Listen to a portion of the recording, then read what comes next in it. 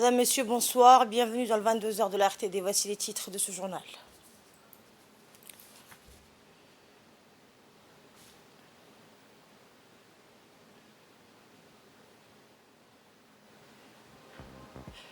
Le président de la République, Ismaël Omar Guelleh, a reçu aujourd'hui l'envoyé spécial de l'IGAD nommé auprès du Soudan.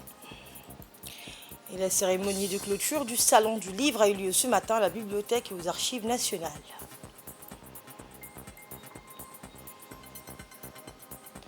Dans l'actualité internationale, l'espoir d'une trêve à Gaza assorti d'un échange d'otages renaît.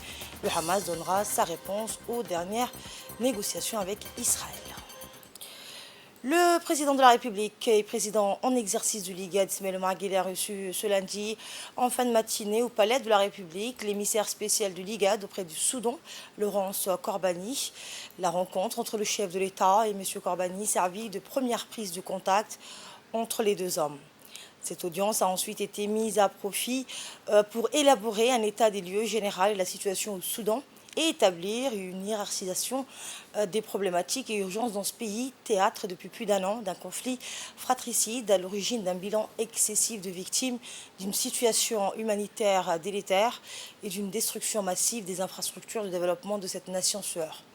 Les discussions ont surtout mis en lumière la convergence de vues parfaite des deux parties sur la nécessité de concéder la priorité sur la médiation de l'IGAD au Soudan, à l'instauration d'un cessez-le-feu et à l'acheminement sans entrave de l'aide humanitaire dans ce pays. Dans une interview accordée à l'issue de sa rencontre avec le chef de l'État, l'envoyé spécial de l'IGAD au Soudan, Laurence Korbani, a indiqué que cette audience avec le président de la République et président de l'IGAD est la première prise de contact depuis sa nomination. Il a salué le rôle du président de la République et de la République de Djibouti pour contribuer à la résolution du conflit au Soudan. Le ministre des Affaires étrangères et de la coopération internationale, Mohamed Ali Youssouf, nous fait le point sur cette rencontre entre le chef de l'État et l'émissaire spécial du l'IGAD auprès du Soudan. La nomination du nouvel envoyé spécial de l'IGAD pour le Soudan est une étape importante dans l'initiative de notre organisation afin de ramener la paix et la stabilité au Soudan. Comme l'envoyé spécial l'a souligné, il y a une feuille de route qui commence par d'abord faire rencontrer les parties prenantes et parvenir à une cessation des hostilités. Ensuite, il y a un processus politique à mettre en place. La dimension de l'aide alimentaire, des corridors humanitaires est également essentielle. Ce qu'il faut savoir, c'est qu'aujourd'hui, le peuple soudanais souffre énormément. Des millions de déplacés, à peu près 6 millions et peut-être plus de Soudanais aujourd'hui ont quitté leur habitat, leur maison, et 2 millions à l'étranger. Près de 26 millions de Soudanais vivent une situation d'insécurité alimentaire. Le pays est en train vraiment de sombrer dans le chaos. Il est très important que l'IGAD agisse vite, agisse même si des actions avaient déjà été entreprises depuis presque 8 mois, 9 mois, mais les résultats ne sont pas encore là.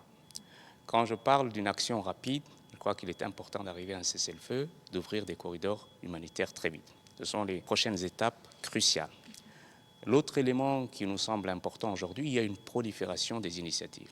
Il faut que ces initiatives reviennent sous, je dirais, le parapluie de l'IGAD. Les solutions africaines aux problèmes africains commencent dans la région. Et en cela, je crois que le Soudan n'est pas un pays fondateur de l'IGAD pour rien. Donc le retour du Soudan aussi dans le giron des pays de l'IGAD est important. C'est une des missions que l'envoyé spécial va conduire auprès des autorités soudanaises.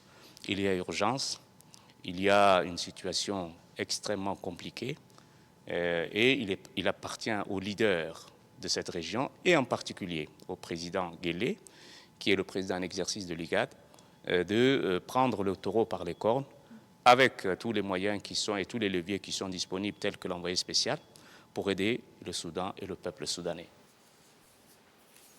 Le Premier ministre Abdelkader Kamel Mohamed a reçu ce lundi le nouvel ambassadeur du Soudan auprès de la République de Djibouti, Mohamed Saïd Hassan, en présence du chef du cabinet de la primature, Ali Silay Abdallah, et de la directrice de la communication à la primature, Choukri Ali Boulali. Lors de cette audience, le nouvel ambassadeur a mis en exergue son objectif à œuvrer au renforcement des relations fraternelles existantes entre la République de Djibouti et la République du Soudan. L'ambassadeur a loué le rôle éminent positif de la République de Djibouti dans la pacification, la stabilisation au Soudan et dans la Corne de l'Afrique. Il a fait ensuite état de sa motivation à œuvrer au renforcement des relations de solidarité, d'entraide et d'échanges économiques entre les deux nations. Le Premier ministre a souhaité la bienvenue au niveau diplomate.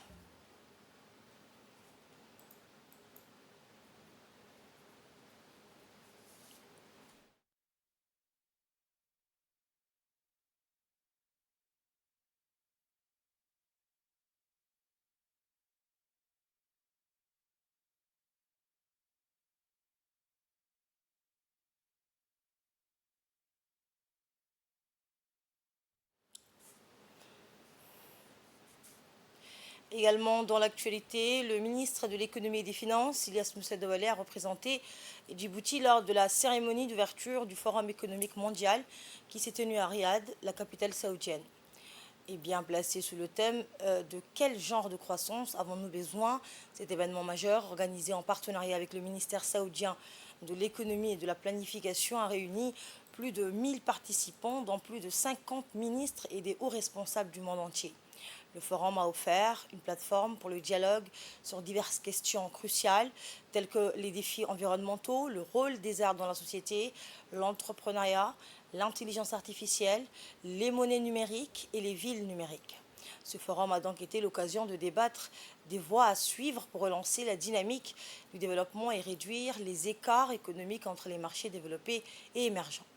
L'engagement en faveur d'une croissance inclusive axée sur les personnes et le capital humain est apparu comme un consensus fort parmi les participants. Et dans un contexte mondial marqué par des défis multiples, cette réunion a été une étape importante vers une coopération accrue pour un développement durable et équitable à l'échelle mondiale. Le ministre de l'économie et des finances a souligné les opportunités de croissance entre l'Afrique et les pays du CCG lors d'un panel sur le commerce et l'investissement.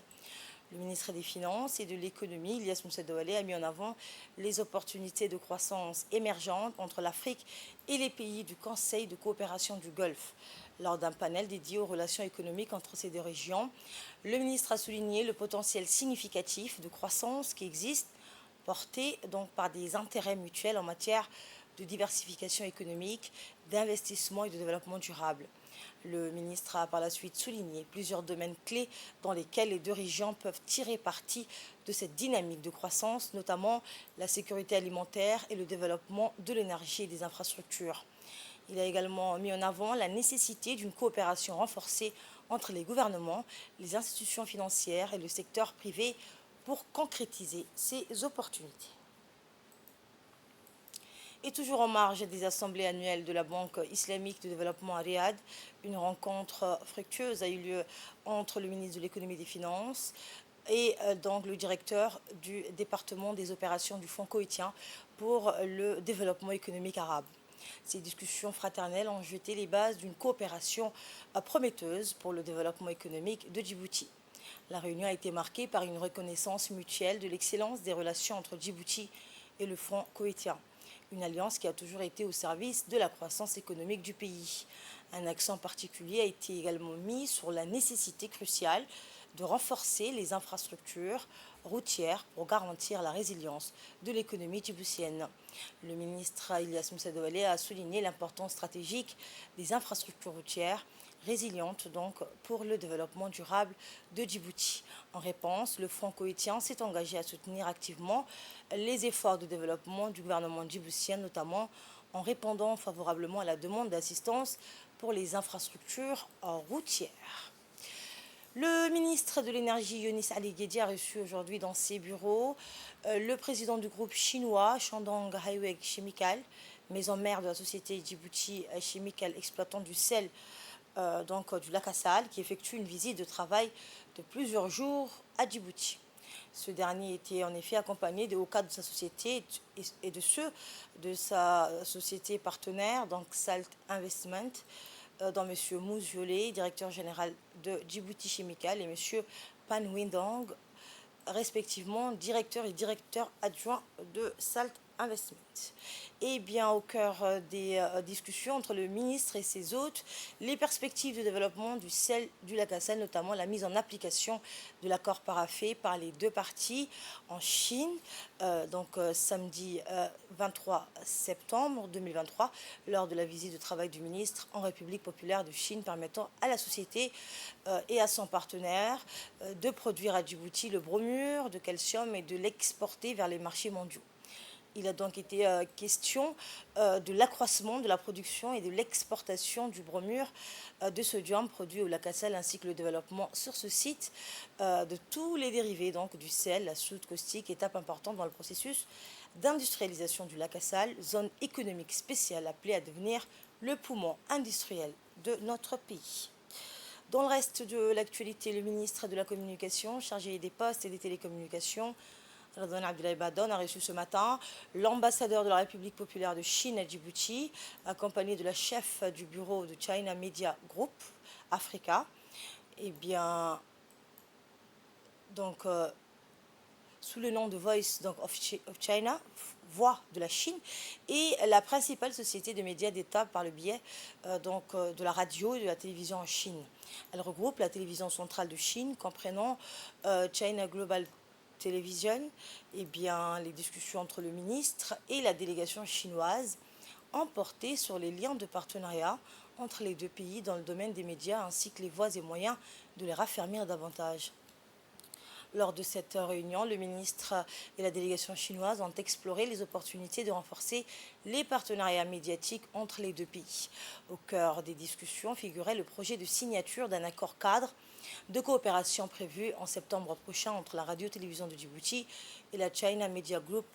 Le ministre a exprimé sa conviction que cet accord cadre ouvrirait de nouvelles perspectives dans les relations d'amitié et de coopération entre Djibouti et la Chine, soulignant l'importance cruciale des médias dans le développement socio-économique. Il a affirmé que cet accord serait mutuellement bénéfique pour la RTD et le CMJ.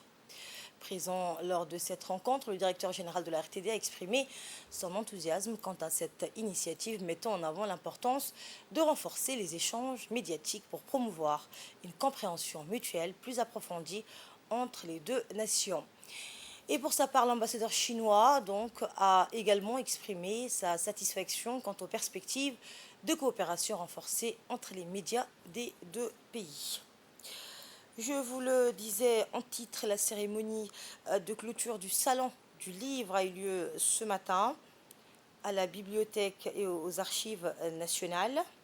L'événement a été marqué par le rassemblement de toutes les parties prenantes du Salon du Livre, tels que la ministre de la Jeunesse et de la Culture, les exposants du Salon, éditeurs et auteurs, les invités internationaux ainsi que les organisateurs de l'événement. Le directeur général de la NPC a ouvert la séance en exprimant ses remerciements chaleureux à tous les participants, auteurs et éditeurs, dont les contributions ont enrichi la diversité et la portée du Salon du Livre. Madame Nefertiti, en tant que représentante permanente de l'OIF, a exprimé sa satisfaction à l'égard de cette édition du Salon du Livre. Elle a également partagé son sentiment d'honneur d'avoir pris part à cet événement culturel d'envergure, mettant en avant l'importance de la coopération internationale dans la promotion de la lecture et de la diversité culturelle. La ministre de la Jeunesse et de la Culture, Dr Hibo Momen Assoé, a dans son intervention mis en lumière le dévouement et l'engagement de chaque acteur ayant contribué à faire de cet événement une réussite exceptionnelle. On l'écoute. Ce qui nous réunit ici et qui nous a réunis ici au cours de 5 jours, c'est le livre qui est les supports du savoir, de connaissances, de l'éducation, de la transmission de la culture, mais aussi du sauvegarde. Et c'est pour ça que c'est un symbole très fort au département de la jeunesse et de la culture.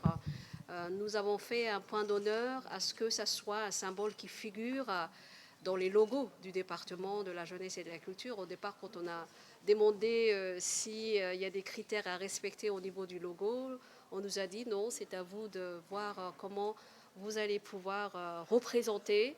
Et les jeunes nous ont tout de suite suggéré de mettre le livre. Et je ne sais pas si vous avez vu sur les logos, c'est les jeunes qui portent les livres et qui portent aussi les médailles et qui portent aussi le trophée.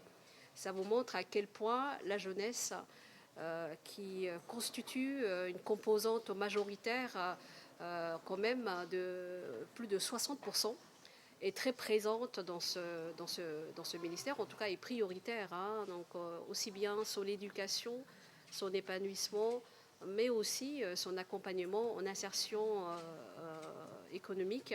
Avant de l'oublier, je le mettrai au tout début, je tiens à rendre hommage aux jeunes volontaires qui sont un peu dans l'ombre, mais qui ont été là très présents et qui ont vraiment prêté main forte sur les différents sites du Salon du Livre et à chaque endroit où il y avait un besoin d'avoir des bras, mais aussi de l'âme et de l'esprit. Et donc, c'est pour vous dire à quel point donc, la jeunesse veut être un acteur principal de tous les événements, non seulement du département de la jeunesse et de la culture, mais de tous les autres départements. Et donc, je tiens à saluer en premier le président de la République et l'ensemble du gouvernement, mais aussi la première dame.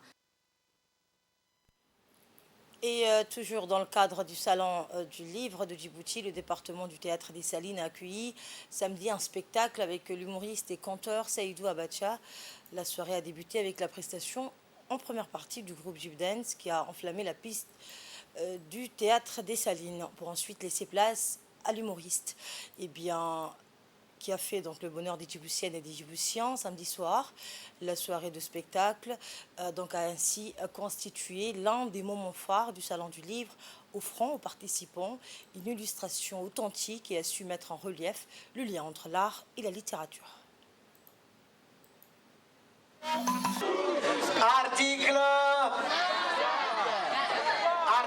4. Déclaration universelle des droits et devoirs de la femme dans le foyer conjugal. Article. Allons tous boire un.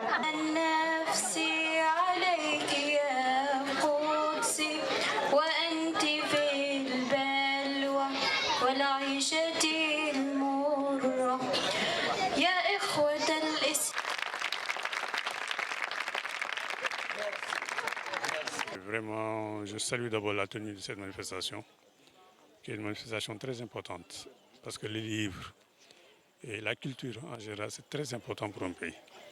Voilà, parce que c'est mobilisateur, et puis c'est le savoir aussi, et puis c'est le savoir qui développe un pays, et notamment le savoir destiné aux enfants.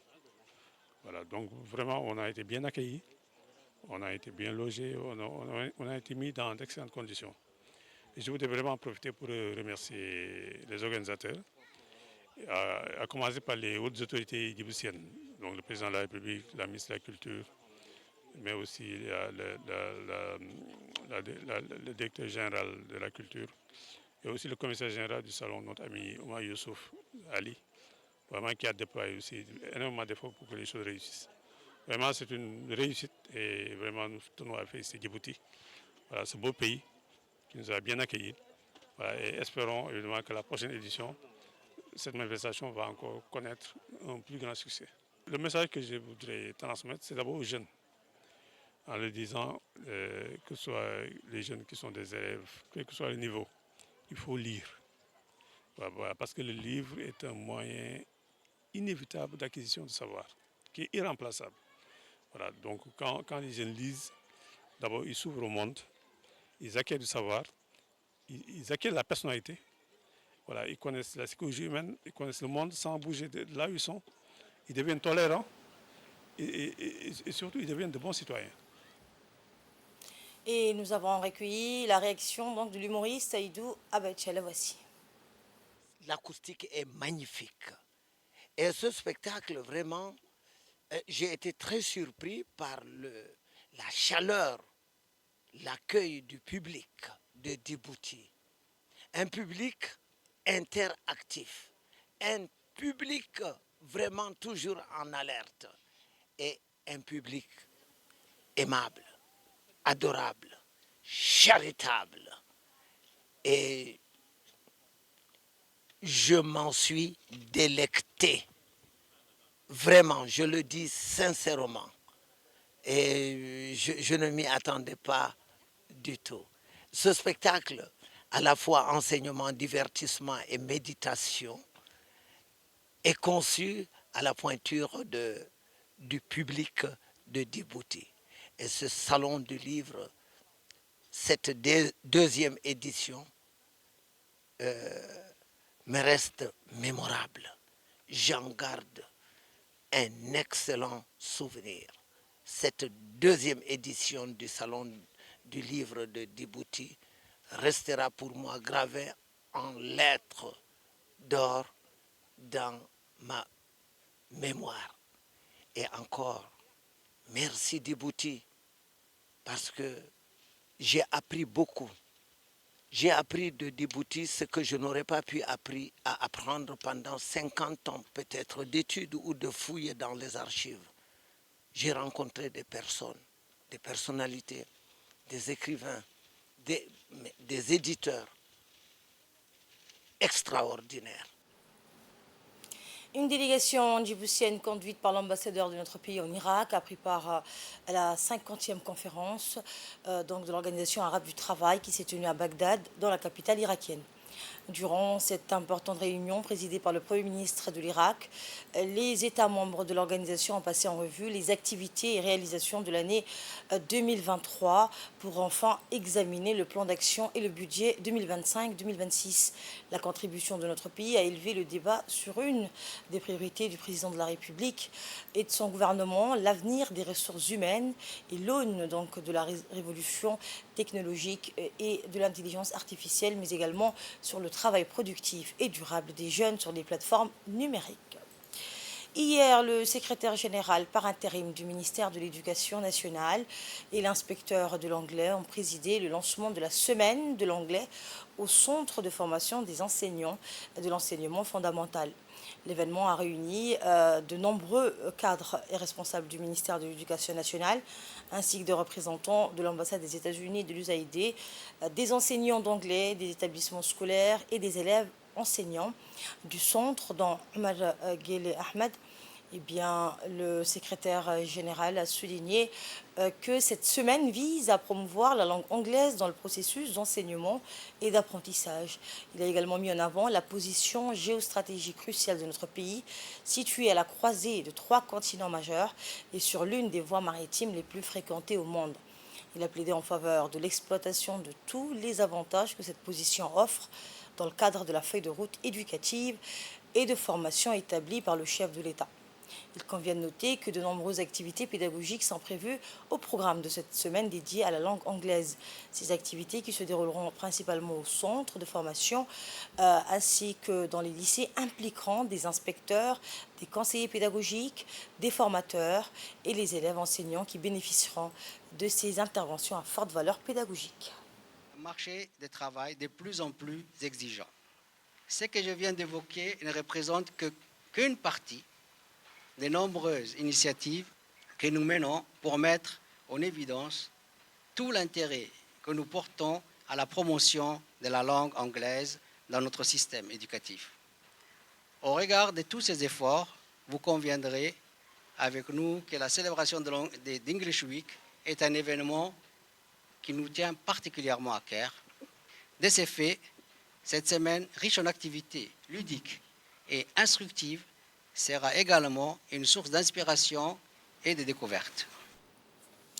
Le lycée d'État de Djibouti a été le théâtre des finales tant attendues des grands concours scolaires. Cette compétition nationale, sous l'égide de l'inspection de vie scolaire en collaboration avec les établissements et inspections de tout le pays, est un rendez-vous annuel organisé par le ministère de l'Éducation nationale depuis 2017.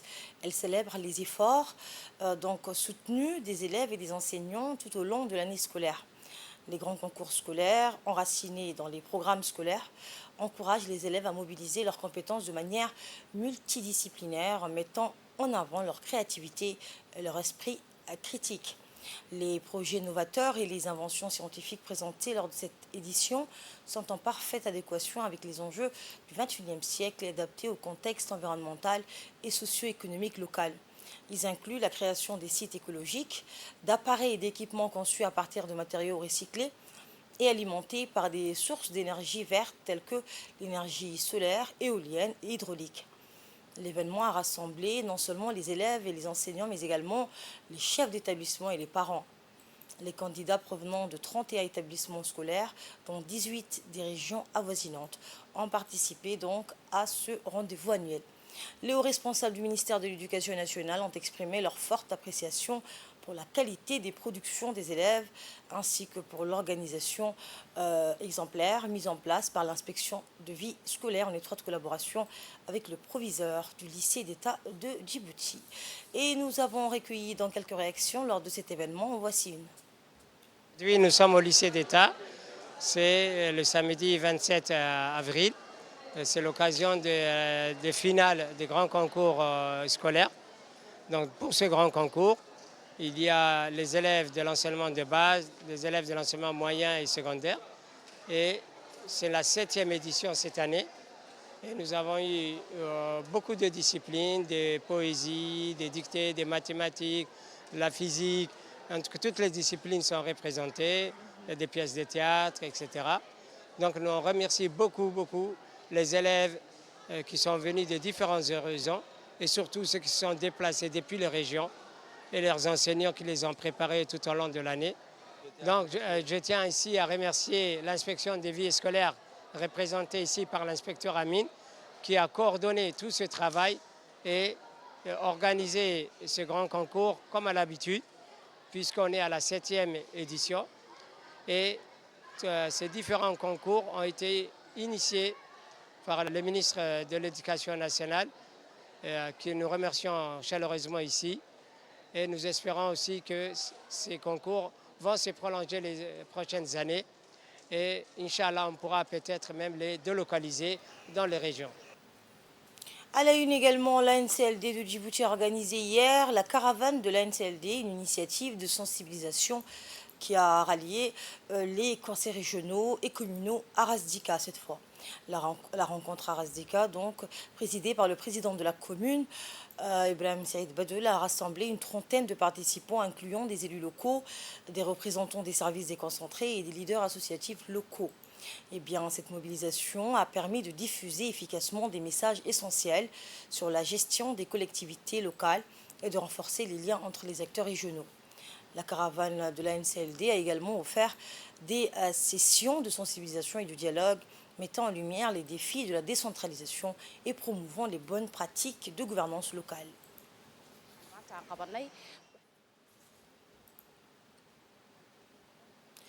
Dans le cadre de son projet d'activité de lecture préscolaire à Djibouti, visant à promouvoir la lecture extrascolaire des élèves dans les écoles du Nord, l'association ADO a bénéficié du financement de l'USAID. Ainsi, une importante cérémonie dédiée à la promotion et au perfectionnement de la lecture extrascolaire s'est tenue hier dans la bibliothèque de l'école de Tadjoura à Loan Daoud.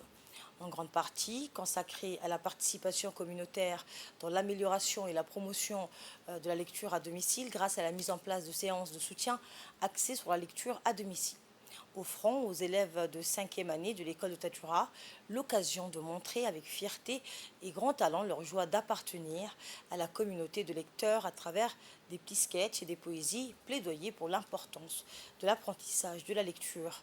Et c'était l'occasion pour le président de l'association de rappeler l'importance de la lecture dès l'enfance, voire même dès la petite enfance.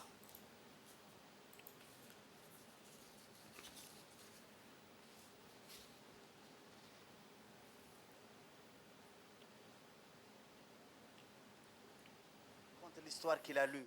Et ça, c'était des moments inoubliables que je n'oublierai jamais. Et parce que les enfants ont appris de nouveaux vocabulaires, les enfants ont appris à bien lire de manière expressive et ils ont appris à lire des mots difficiles. Et ça, c'était grâce à vous qui ont suivi la circulation du livre. Et ça, c'était vraiment quelque chose d'important.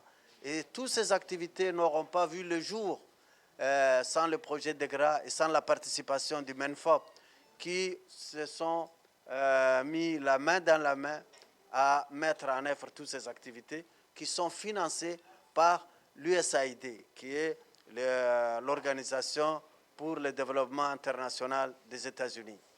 Et ça, c'est très, très important. Je pense que nous allons encore... Le projet va s'achever cette année, mais nous attendons un autre projet beaucoup plus conséquent pour couvrir d'autres écoles. Et nos équipes sur place ont pu recueillir donc quelques réactions lors de cette cérémonie, dont celle du président de l'association ADO. Impliquer les parents dans la cause de l'école. Ça nous inspire. Et d'autant plus, travailler sur la lecture. Parce que ces deux points nous inspirent parce que tout d'abord, l'implication des parents d'élèves est très importante, dans la mesure que les parents sont chargés d'éducation et l'école est chargée de l'instruction. Il a fallu combiner ces deux entités. Et d'autant plus travailler sur la lecture qui constitue un moyen pour apprendre. Un enfant qui n'a pas la lecture n'apprend pas. D'autant plus, nous, l'école, cherche maintenant un moyen pour aider les parents à travailler avec l'enfant. Si l'association ADO s'est montrée volontaire d'appuyer ce déploiement, alors qu'ils ont déjà mené des activités tout au long de la région de Tadjoura, je les félicite. J'ai dit merci. Et d'autant plus, un bailleur qui s'est mis derrière eux, avoir financé, avoir donné les moyens pour que cette entité puisse mener une telle activité si importante au niveau de la région, qui n'est autre que l'USAID. Et j'allais demander à ce que ce projet soit élargi. Maintenant qu'ils ont travaillé au niveau de 4 écoles plus 5 écoles de localité, alors que nous disposons d'une quarantaine d'écoles, plus 13 établissements du moyen secondaire, il y a du travail qui reste à faire. Moi, je demande à ce que le bailleur renouvelle encore la confiance en cette association. Et dans l'actualité internationale, l'espoir d'une trêve à Gaza assortie d'un échange d'otages renaît. Le Hamas donnera donc sa réponse aux dernières négociations avec Israël.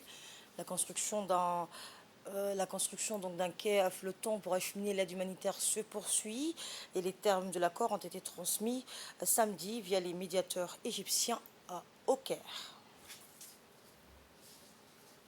Et c'est ainsi que prend fin ce journal. Merci de l'avoir suivi.